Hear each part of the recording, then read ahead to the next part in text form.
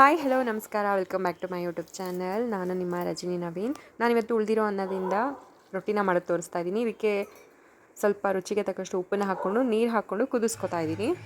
ಇದು ಚೆನ್ನಾಗಿ ಕುದೀತಾ ಇದೆ. ಇವಾಗ ನಾನು 3 ಬಟ್ಲು ಹಸಿಟ್ಟು ಹಾಕೋತಾ ಇದ್ದೀನಿ, ಅಕ್ಕಿ ಹಿಟ್ಟನ್ನು. ಸ್ಟವ್ ಆಫ್ ಮಾಡಿ ಮುದ್ದೆ ಕೋಲಲ್ಲಿ ತಿರುಗಿಸ್ಕೊತಾ ಇದ್ದೀನಿ, ಏಕೆಂದರೆ ತುಂಬ ಬಿಸಿ ಇರುತ್ತಲ್ಲ, ಅದಕ್ಕೋಸ್ಕರ. ಇದರ ತಿರುಗಿಸ್ಕೊಳ್ಳೋದ್ರಿಂದ ಚೆನ್ನಾಗಿ ಮಿಕ್ಸ್ ಆಗುತ್ತೆ, ರೊಟ್ಟಿ ತುಂಬ ಚೆನ್ನಾಗಿ ಬರುತ್ತೆ. ಅದಕ್ಕೋಸ್ಕರ ಸ್ವಲ್ಪ ಹಿಟ್ಟನ್ನು ತೊಗೊಂಡು ಚೆನ್ನಾಗಿ ನಾದ್ಕೋಬೇಕು. ಈ ಥರ ಸಖತ್ತಾಗಿ ಬರುತ್ತೆ, ಸಾಫ್ಟಾಗಿ ರೊಟ್ಟಿ. ಚೆನ್ನಾಗಿ ನಾದ್ಕೊಂಡು ಲಟ್ಟಿಸಿದ್ರೆ ಅಕ್ಕಿ ರೊಟ್ಟಿ ರೆಡಿ ಆಗುತ್ತೆ ನೋಡಿ. ನಮ್ಮಮ್ಮ ಅವರೆಲ್ಲ ತಟ್ಟಿ ಮಾಡ್ತಾರೆ ರೊಟ್ಟಿನ. ಇದೇ ಥರ ನನಗೆ ಇದು ಈಸಿ ಆಗಿದೆ ಮಾಡೋದಕ್ಕೆ. ತುಂಬ ಚೆನ್ನಾಗೂ ಚಪಾತಿ ಥರ ಲಟ್ಸೋದಕ್ಕೆ ಬರುತ್ತೆ. ಇದು ಎಷ್ಟು ತೆಳ್ಳಗೆ ಬೇಕಾದ್ರೂ ಲಟ್ಟಿಸ್ಕೋಬೋದು, ಸೇಮ್ ಚಪಾತಿ ಥರನೇ ಸಾಫ್ಟಾಗಿ ಬರುತ್ತೆ.